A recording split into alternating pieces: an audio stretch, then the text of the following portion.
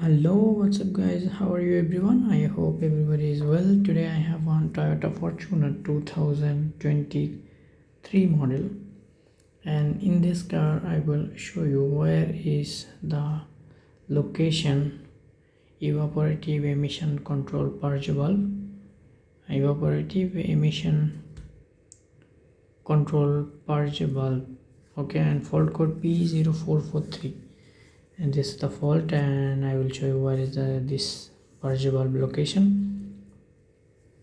So now I open engine bonnet, and here you can see V6 engine.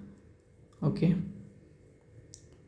engine left side, here you can see one sensor. This is evaporative emission control purge valve in this Toyota Fortuner V6 engine.